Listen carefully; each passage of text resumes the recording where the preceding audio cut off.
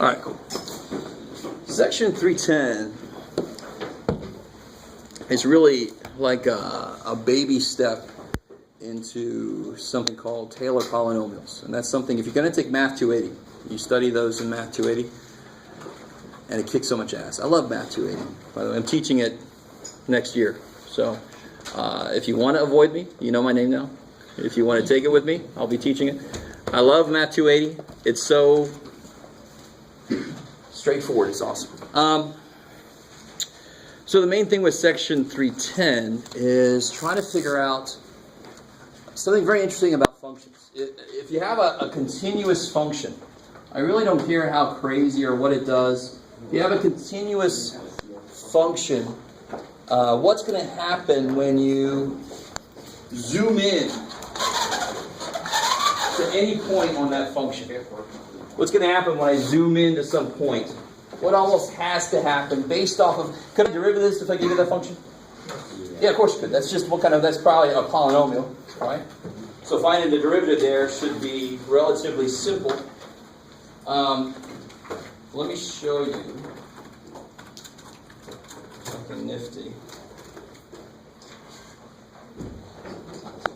If you zoom in, if you take part of this and zoom in and just keep zooming in fact, we're going to do it on the graphing calculator here in a minute. Also, there's something online that I can do, a little applet. And what does a derivative mean? So at this point, A, I can figure out f prime of A. And that is the what of that, of course? Slope. The slope by itself, we talked about in algebra, and it directly relates to lines. It might have freaked you out before, but hopefully now you're not freaked out about the fact that we can find slopes for curves. Of course, when we find a slope itself, it's going to be itself a function that's changing. Of course, as I move, the slope is changing. But if there exists a slope at this point, then at some point, if I zoom in far enough, that function should look linear. It should become a straight line if I look in close enough. So it's sort of like you zoom into a circle far enough, it's going to eventually look like a line. When you look out over, that's why people thought the earth is flat. Look out far, it's kind of a line out there. You're like, where's the curve? I don't see it because you're too on it. You're on the damn thing, so you can't see what's going on. Good. So let's do two things here. Actually, let me pull up the demonstration online real quick.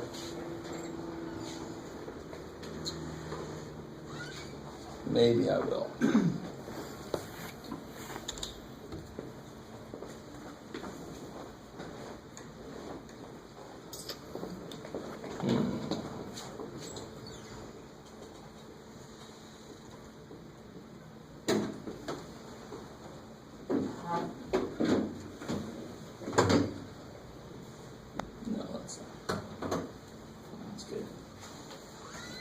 Well, maybe we won't have any.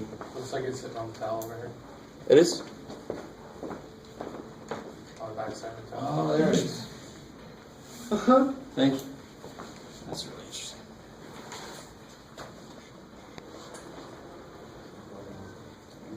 Okay. So Wolfram Alpha, not only will it do your homework for you, but it also has neat things for teachers. And let me show you something else too. While we're doing this. I can't remember if I showed you this already. No, it's not my password. Let's see if I remember my password.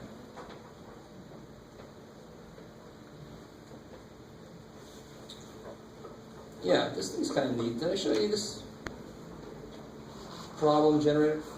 I think you did. Yeah, okay. So this actually is the first part of Math 280, integration by parts. This is the last thing we're going to do in this class, something called substitution. But if you have trouble with the chain rule, you can make little questions and you can try to do it, input it. If you do it wrong enough, they'll show you an example. It's kind of neat. What I want to show you... You have to pay to get that function. Yes. Let's see now. Where's the education? Oh, here we go. Resources. Here we go. No, I don't want that. I don't want widgets. Demonstrations. Oh, here we go. Perfect. Here's the educators.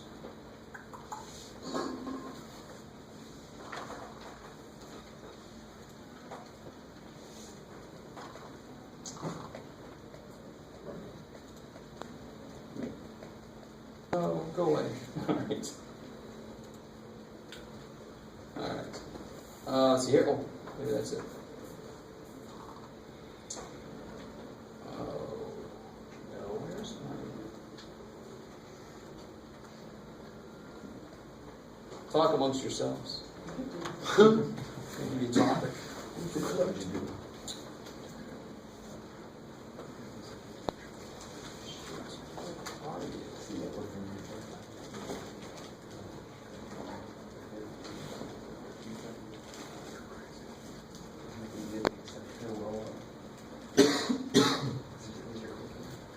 I don't know where the presentations are on.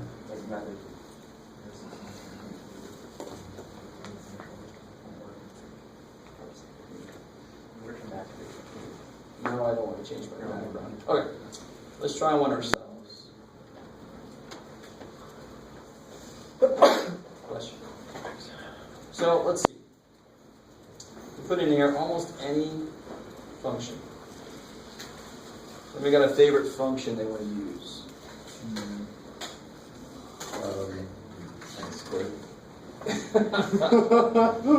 I like it. Let's see. All right, let's try. Sure. X squared. E to the pi plus 1. Plus E to the pi. X minus X cubed. Well, X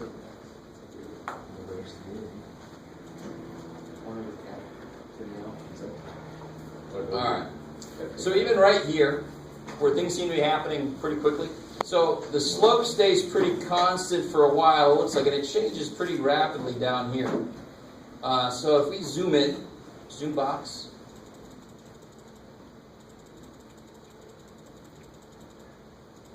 this is zoom box here. Have I ever shown you zoom box before, right? Yeah. Zoom box is really awesome. It's pretty cool. So if I zoom in a little piece, it's already a lot more linear. Of course, it immediately turns around. Zoom box again. Zoom box again.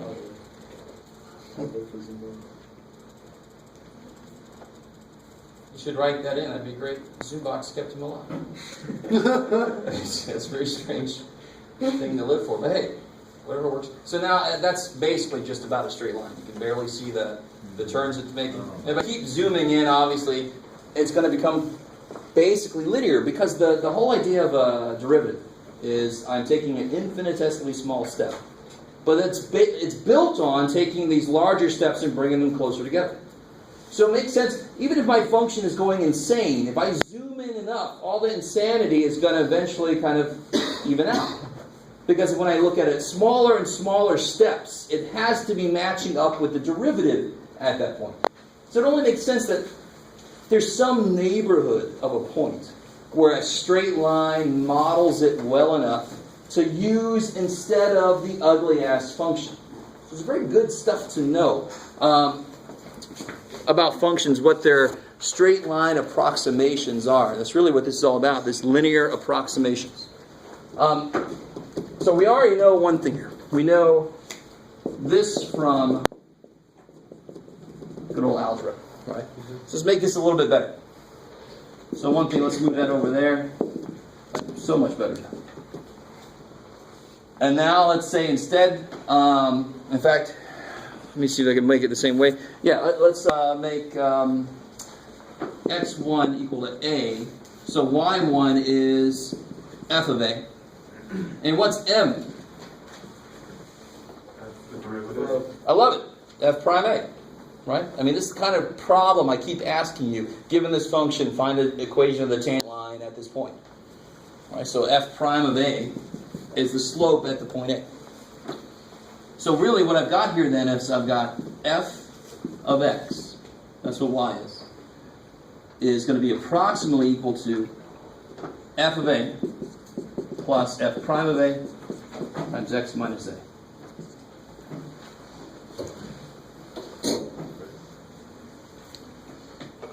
Now this approximation gets worse, or you don't have any guarantees that it will work at all once you get far enough away from A. Because this whole thing is based on being really damn close to the point, possibly. Unless your function already is pretty straight for a long time, very big-ass parabola. It's not going to change very fast as it goes through. Are you with me? Of course, if you start with a line, then you don't have to step in at all. You can step way back. But this formula, if you look at it directly from the book, you start to think, where the hell did that come from? But it really just came, it's the exact same thing as this. That's all it is. So this whole thing about linear, and then they give this the symbol L, the linear approximation for function equals this. And so this would just be what the line. You'll see. It's really difficult right now for you guys to tell what the hell you got to do with it, but we got to get to a concrete example. We always want those concrete examples as long as you can get them, right? You start to lose those when you get a little higher in math, but here I can definitely give you some concrete examples. Let's start with something like square root. Square root function is one that human calculators love to show off. They can do square roots of really big numbers. I just don't want to use the limited space I have left in my brain for that. But let's see if we can make a square root function a linear function and figure out how far away from a point would it still work well. So when you do this process, you have to pick a point to linearize around. So that line is only going to work close to that point. So the minute you get far away from the point, it's not going to work as well. So let's try just the straight up square root function. And let's go around the point 4, because it has a nice square root. Right? Yes, sir? I have a question. Yes, sir. Is this f of x equal f of a plus f prime of a x minus a? Why it's approximation and it's equal? Oh, because this is, from algebra, that's for a truly straight line. That's where the picture would already just be a straight line. Okay. This, and that's a good question, because this is switching from algebra where you only talk about lines to calculus where you talk about curves. This line cannot be this curve forever. In fact, it's only equal to that curve at one point. But what we're saying is, and part of this homework is going to be how big of an error tolerance do you have? An approximation is always going to be off somewhere. Are you kind of with me? If you've taken statistics, you've done some approximations and stuff, you've taken other courses, you can do approximations. But here we're going to be very specific about how far away from the input you can get. Now, trust me, hold on. Let's do a specific example. It's going to help us out on. Let's do it at the point 4. So we can piece this linear approximating function together with what we need here. F of 4 is, of course, what? So L of x would be f of 4 plus f prime of 4 times x minus 4. Let me step away from that. Is that cool? Just using exactly this, which came from this old news, and just plugging in a 4. So, of course, what's f of 4? 2. F prime of 4. So let's figure that out. F prime of x. What's f prime of x? 1/2. Yeah, 1/2. Good. So f prime of 4, it's going to be 1/2 times 4 to the negative 1/2. What's 1/4. Yeah, good. 1 over square root of 4. So that's going to be 1/2 times 1/2. It's 1/4. So this f prime of 4, the slope through 4 is going to be 1/4. Okay. How are we doing so far? So really, it's like the invention of the car. You take all these disparate parts that existed and you repackage them into something, you call it something brand new. And really, behind the scenes, we know it's not a damn thing brand new. But it is new in the way we're using it. We're using it. This is definitely a curve. But we're saying close to 4, we're going to look like look at what the line looks like. Yes, sir. I'm so confused because I was thinking of f of x, but you're using a, so now I'm thinking that you're actually changing. So it should be f of a. Where? Sorry. Here? Because, no, at the top, when you circled the f of x function. Yes. But you're plugging in a for the x, which is why I was. Well, yeah, I'm plugging in a, and where a is 4 Yes. for x. But you're plugging in an a into an x function, which is why I was. Good. All right, gotcha. So now, and the rest of this is just x minus 4. So, of course, if I simplify this a little bit, I get 1/4 of x minus 1 plus 2, so plus 1. Is that cool? All right, let's test this bad boy out. You guys help me out a little bit. Obviously, it exactly agrees for what?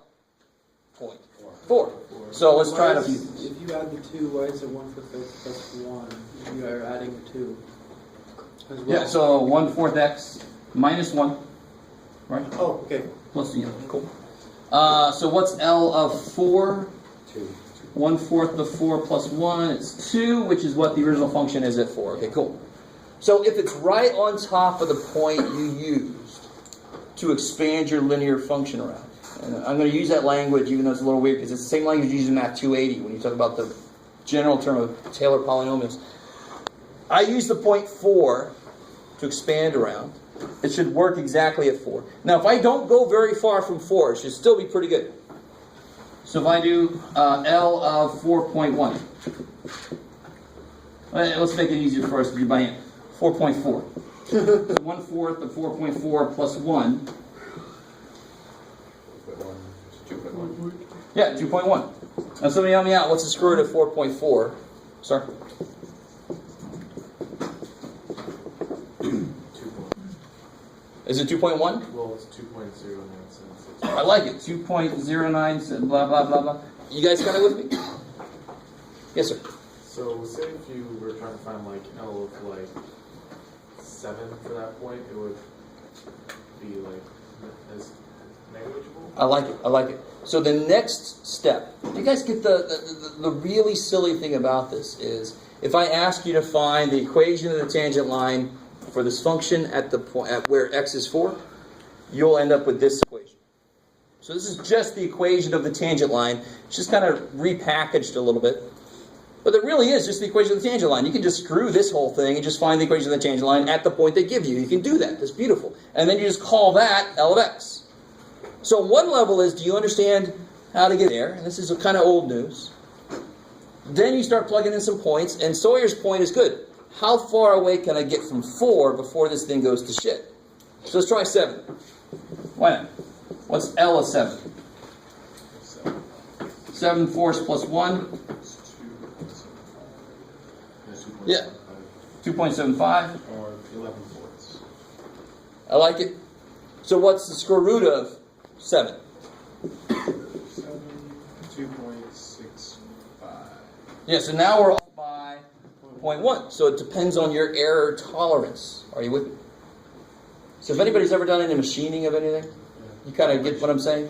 Error tolerance. There's so much. If it's just off by a little bit, okay, it still fits, but it's off by too much, it won't go in. Screw that. Uncertainty principle and whatnot. Well, even, okay, now we're going even further. So it has nothing to do with Heisenberg, thankfully. Oh, no, for calibration. Okay, uncertainty, okay. Yeah, I uncertainty. thought you were going to Heisenberg. Okay. Oh, no. That'd be a bit much. Everybody else is like, what the hell are they talking? Everyone else thinks you're talking about breaking that, right? Oh, Breaking Bad, yeah, you're right. I like that. I haven't heard, there's probably out there some kind of joke about Heisenberg. That's why he names himself Heisenberg. There you go. I am way behind on Breaking Bad, by the way. I got like halfway through the first season. I got to go back in, and now I know how. Now I know how it ends. It sucks. So how do we investigate? Let's do this all the way out, and then we'll do a couple more examples. But I want to keep going with this because Sawyer brought up a good question. How far can it get away before it starts to be bad? So could you guys live with an error tolerance of 0.1? Yeah. But maybe more would be bad, right? 5%. 5%. 5%. Plus or minus. You don't do like a plus or minus or anything? Let's do, yeah, we do. Well, let's do not a percent. Let's do a hard set amount. So we can say our error tolerance let's say, is give or take point, That's a 0.5. 0.5. That's a little bit much. Let's make it 0.05, maybe? 0.05 would be better. Let's say 0.1, since everybody seemed to be okay with 0.1. Oh, So what we're saying is we want this approximating a line to be off by no more than 0.1. So we already know that 7 seems to make it off by about 0.1. So that seems to be the upper bound. Now this is not necessarily going to be centered. 4 is not going to necessarily be the center because the square root function is not linear, of course, itself. It's more linear the further you go. So we have to do this on the graphing calculator. So what we're saying here is I want the real function value minus my approximating to be less than 0.10. Less than or equal to. Can't remember which way they did it. We're going to do it that way. They say a hard less than, but who cares? Screw them. so you wouldn't divide it by the actual then afterwards? So you're just going to go straight from like what it should be minus what the equation says, not divided by your actual value, like you would. Oh no, we're not doing relative error. Okay. You're thinking about relative error to make it a percentage. No, we won't do relative error. We're doing absolute error. So this would be square root of x minus my L. Let's just leave it Lx right now. How do I write this out without the absolute values?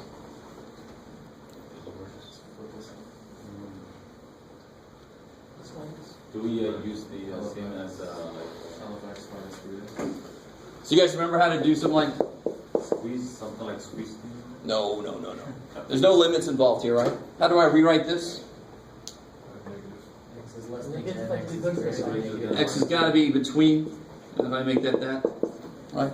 Remember that? The sandwich theorem? Stay close to me. I want the distance between you and me to be less than 10 feet, so don't go more than that 10 feet that way or 10 feet that way. Stay close. So it's the old sandwich. That's how I teach it to my... Right, this is a sandwich. Greater than would be a restraining order, because that says, get the hell away. That's how I teach it. I say, this would say you must be at least 7 feet away from me. Right? That's not very effective. Let's make it 7. Right? 7 feet, you can still throw stuff at us. Right? So that's a restraining order, and that's a please stay near me because the monster's coming. So here, if I rewrite this, this would be negative 0.1 less than equal to the square root of x minus L of x less than equal to 0.1. Cool. So then, which way I want to go? Cool, perfect. And actually, that's right. I got to turn these stupid things around. I always forget which way this has got to go. I could turn these guys around. I think I said it wrong from the beginning. So I need to turn these guys around. Because what I really want to do is to find this here. So negative, yeah, that's right. Plus, less than equal to that. So I have a bound on my approximating line. Yeah. How come you made that square root a negative Where am I at, sir? on the third part that you did? I had it the wrong way around. Everybody cool with how absolute values work? I can do that. Oh, okay. Yeah. If I change the sign on both, I forgot up here which one I wanted to actually isolate in the middle. So I just turned it around so I can isolate that. So what I can do now is, so this is saying my approximating line. So what I can do is I can graph all 3 of these. And one will be like a ceiling, one will be like a floor. We'll see what happens. Somewhere that's going to intersect this, or that's going to intersect this. And that's going to be like the extreme. If I go anywhere beyond that, it's going to be more than my error tolerance. Right? So here's what it looks like graphically. Let's put this into the... If you have your calculator with you, put this bad boy in. So here's I'm going to put my floor in.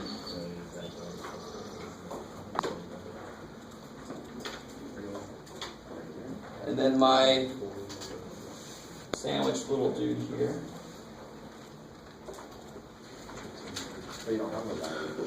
And then, of course,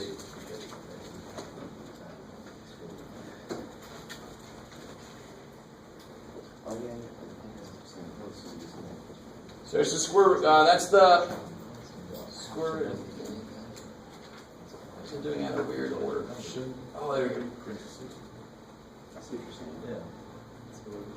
So let me do that again. Let me see if I can do it. So here's my floor. Here's my approximation. Let's see, what have I done wrong? It might be that you have 1 over 4 That shouldn't be instead of 1 parentheses, fourth x. 1/4. Yeah, maybe it's assuming. I should know order operations. It's true. It's a minus 1. It's plus 1.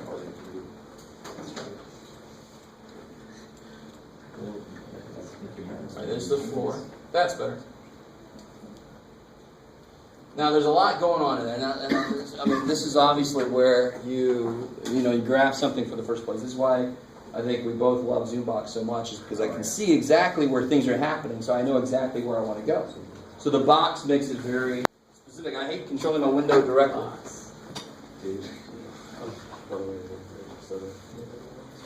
I want to see somewhere where you can use that phrase, I hate controlling my window directly.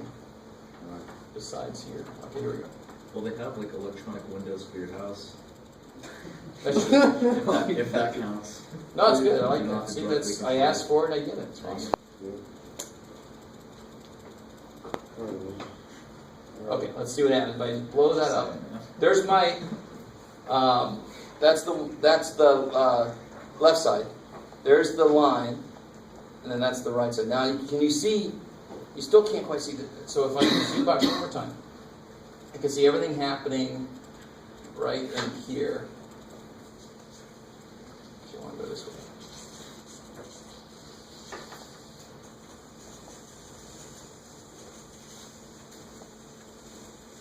Okay, let's see.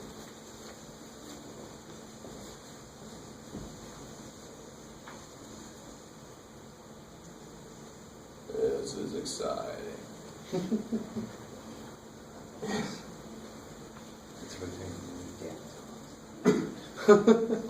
Alright, so there's the left side. There's the line. And see how it doesn't touch that left side, right? And then here comes, there we go. So you see the two spots where they hit? So inside there, that's right, I could have changed what the lines look like. But here's my straight line. Here's that right side. So where they meet, inside is where it matches this restriction. It stays within our error tolerance. Right? So I just want to see where those two things meet. If I see where those two things meet, I see where 2 extreme is.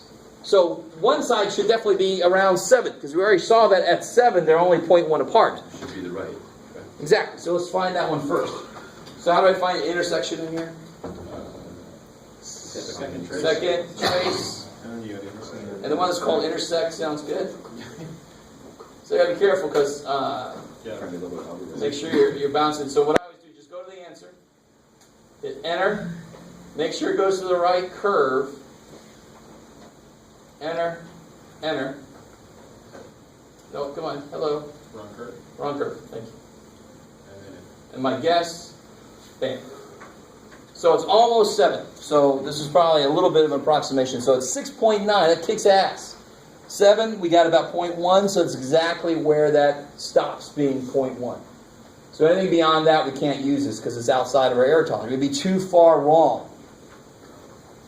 And on the other side, just find the other side the same way. Find the intersection for the other side. Now, if you want to, if it gets too crowded on the screen, we already identified this side as not being a part of anything. It never hit my line. That side never hit mine. I could just delete that out of my list of functions. So it's not on my screen. I don't have so many freaking spaghetti strands up there, right? Also, I don't bounce around to the wrong function if I get rid of one of them. You with me? So I could have gone back in here and just deleted, I think it was this guy. Yes, you're correct. That would suck if it was wrong. I'd say you're doing that. Just to get it out of the way, because the only thing that it hit was this guy. It never hit the other guy. Good. The other guy was eternally below it. So you're graphing on the right side of that. This. Yes. Okay. And it kind of makes sense. Let me take the big step out. I see why you do it. Makes sense because anything less than that doesn't. Take a step out again. So there's my line, and there's my actual function. You can see how the line is only good in here. Of course, if I look out a little further, don't look that far down. No, get out. Really want you guys to see it. So there's my line. Here goes my function. And it's only good in that little area in between. The other one, that's not my function, that's my function plus 0.1. Right? That's my function plus 0.1. The one you got rid of, or the one that... No, the one I got rid of was this one. Yes. The one that's below. So since that's a curve like this, it's only going to hit one side, not the other one. So very often that's going to happen where it's curving away. So you only have to have one side. I deleted that side out. Let's do another one. Let's do another example. All the way out. So these are all the things you're going to be asked to do in this section. Find it, use error tolerance to see how far you can go. What inputs you're allowed to use. So are you always going to choose the point for the error tolerance? No, it's going to be given to you in the problem. Yeah, they'll say how far can you go to be within 0.03 or whatever. Yeah. Let's see. Let's take one out of the book. That's why you can use fun.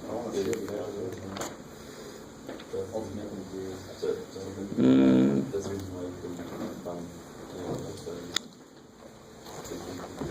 Here we go. Let's try this here. I like that. Let's see. So it says use linear approximation to estimate.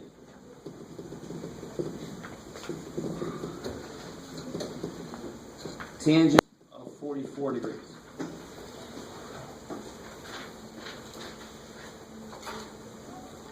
Now, 44 degrees is very close to, which is of course better because tangent of 45 is 1.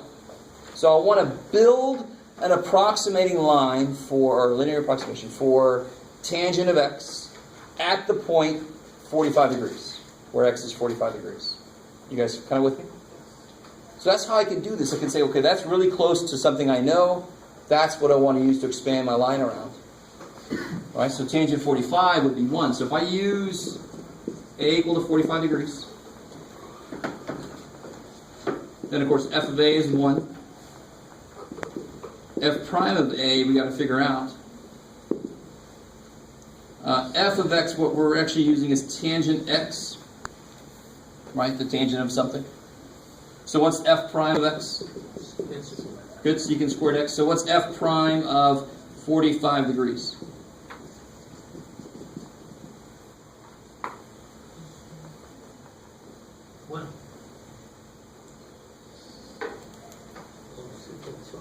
That's right. Cosine of 45 is? That's root of 2 over 2. Root 2 over 2 or 1 over root 2? Same thing. So secant of 45 is root 2. So secant squared of 45 is 2. Ah, okay. Okay. So my linear approximation is just going to be good old y1 plus m times x minus x1. Yes, sir. So you chose 45 degrees just because that was the closest thing. The closest thing that's nice. So like if it was say like 87 degrees, would you choose 90, or would that be too far away? What's tangent of 90? 0.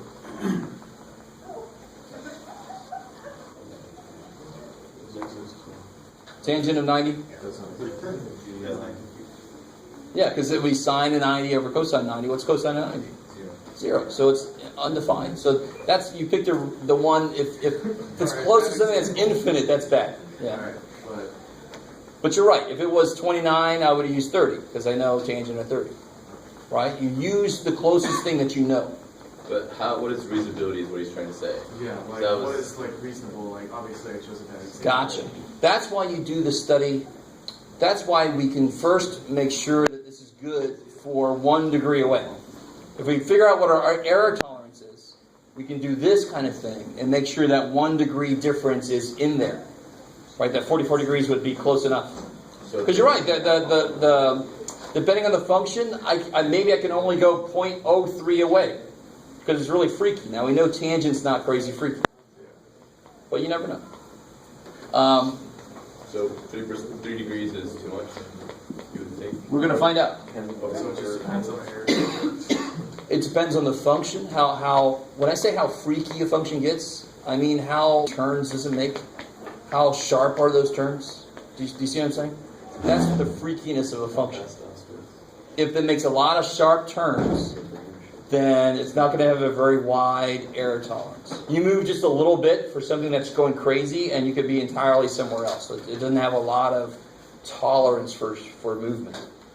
But if I have a function like this, well, I can go really far away, and it's fine. It's really smooth. It's not freaky at all. It's not making any weird turns. So what's f of 45? 1. What's f prime of 45? You figured that out? 2. And I'm doing it around 45 degrees. Now you could change this ratings if you needed to, but we can build a function based on degrees. That's fine. So the linear approximation will be 2x. Well, this is where things get a little weird. I have to use the radians, yeah. Okay. I have to use radians because I can't. This is a number, and that's a degree, which is made up. So for my input, this, of course, in radians is pi over 4. I like it. You put a pi over 4 there.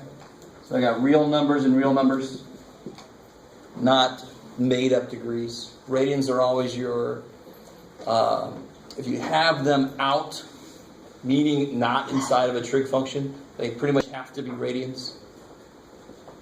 So what I get 2x minus pi over 2 plus 1.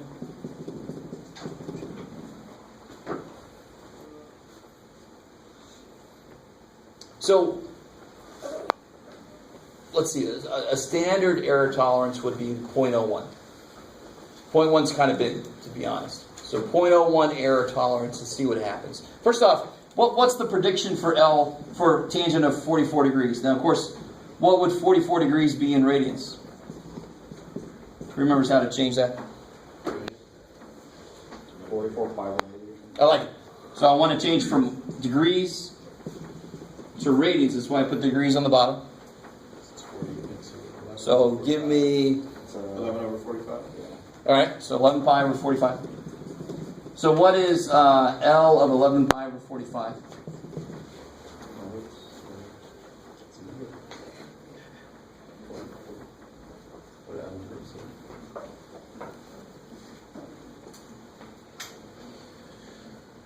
Pi over 90.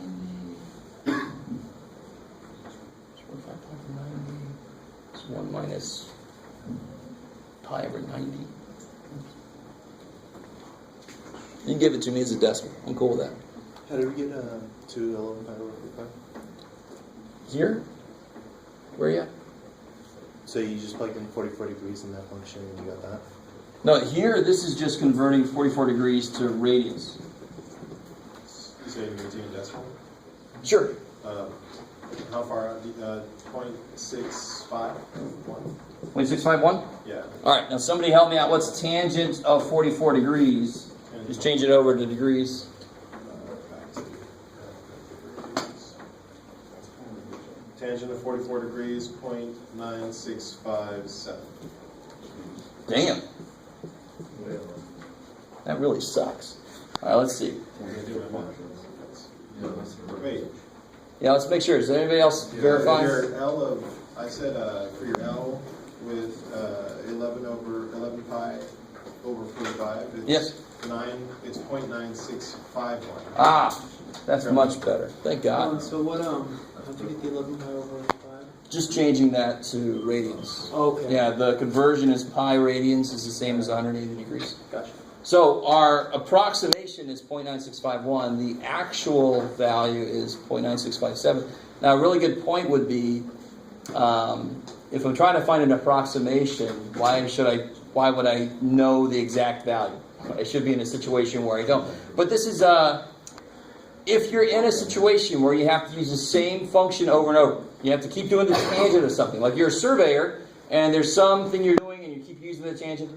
I'd really like to know approximating linear functions for if I just need something very quickly in the field. Now, how often might this happen? Not very. But there are a few situations where you try to use approximating functions. And for example, we already know that sine x, and actually let's do that one next. Let's do sine next. Let's investigate this just a little bit more. Real quick, I just want you guys, that's pretty damn good. So obviously that would be well within an error tolerance of 0.1 because it's only 0.0006 off. So I'm curious now, how far could you go and still have it be within 0.01? Right? So let's set that up.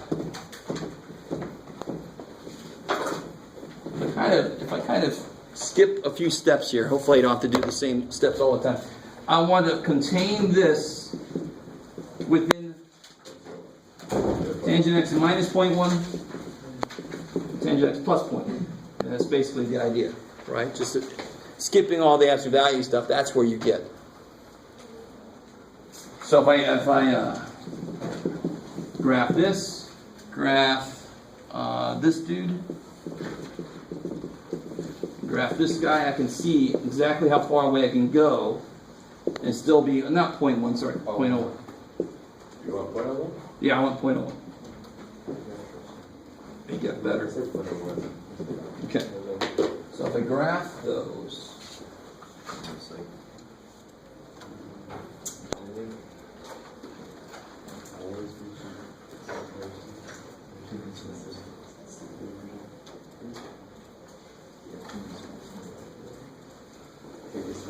alright, so there's the left-hand side.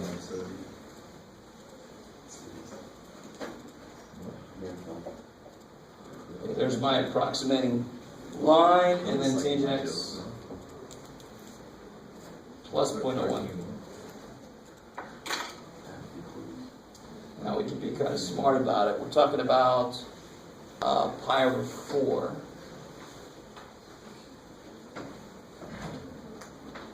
Yeah, so it's right in here.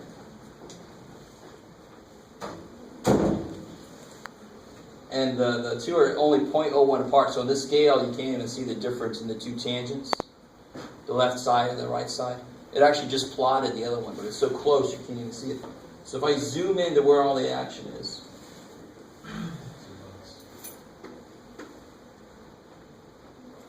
let's see. So I can see one intersection down here, the other one up there. There's nothing more exciting than watching somebody hit a button. It's very relaxing. So there's the main one we're curious about, of course. Okay, here comes my line of observation. And there's the, oh, it's still so damn close. Just made it thicker. So this is, here's my pi over 4 right there. You guys with me? So if I kind of trace this bad boy, pi divided by 4 is about 0.7 something. So yeah, right about in there. So if we zoom box one more time. So now all my stuff is happening right here.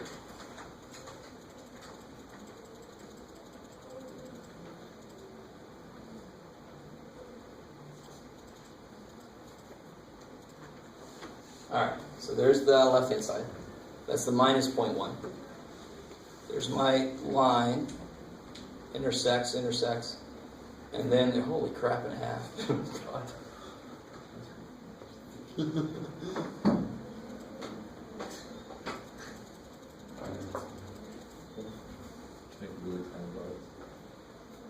So let's see, this should be hopefully the last time I've got to do this.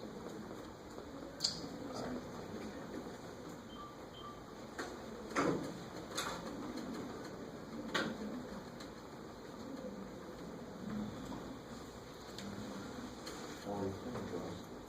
Alright. Left side, line. There we go. Now you can see it hits there and there. So that last dude I don't need. I don't know if you guys follow it. Sure. I don't want to use your box. So I used to like it. I really did. But no, let me. If I take this last dude away, I'm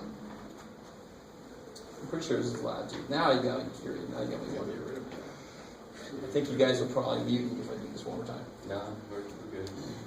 This is relaxing. Like the sixth time that we mutiny.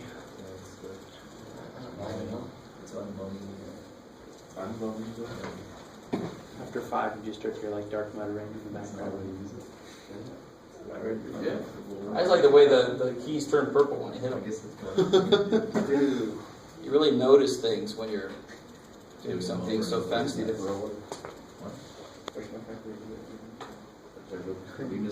Alright, so there's the left-hand side.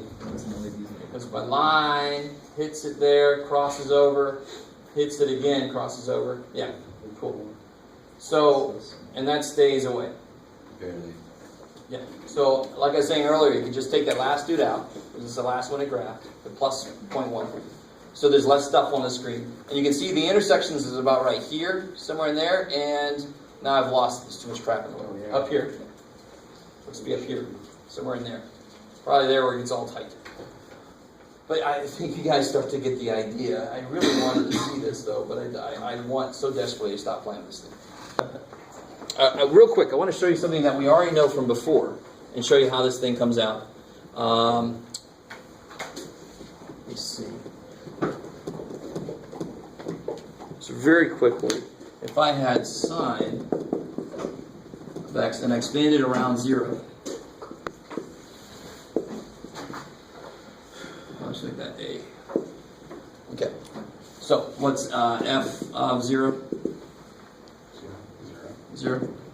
What's f prime of 0? 0. Careful. F prime of the cosine. Cosine of 0 is 1. Cool. So then the approximating line would be f of 0 is 0. Plus f prime of 0 is 1. Times x minus 0. So we already know this. We knew that from before. Remember this thing? The limit as x goes to 0 of this was 1. I don't know if you guys remember. Which meant that if I kind of take that away and I multiply this up, sine x is approximately x. When you're really close to 0, we already used the language that's completely the idea behind this section. We came at it from a different perspective, the limits. This is really what it boils down to. If I'm really close to 0 radians, I can just use, sine is going to be close enough to be just that. So sine of 0.007 radians is basically 0.007. Let's try it. What's sine of 0.007 radians? Subconsciously, I'm thinking James Bond, I guess. So that's sine of 0.007 radians? 0.007 radians? Well, essentially it's 0.0069999. Yeah, it's freaking 0.007. I like it. Right? I love it. Cool. That's really all we're doing. It's neat to get a earlier result in a completely different way. It's really kind of cool to see that. Okay, so that section is not as bad as it might seem. It really isn't. Some of us might have a little trouble with that, but it's just finding intersections and having the stamina to go further than I did. And just keep zooming in until you get close enough. I'm going to leave the other part of the section for your reading, because you really want to get into section 311. Let's try one more just to show you the kind of thing I'd give you on a test. Normally perks everybody up. Let's see. Yeah, if I wanted to do...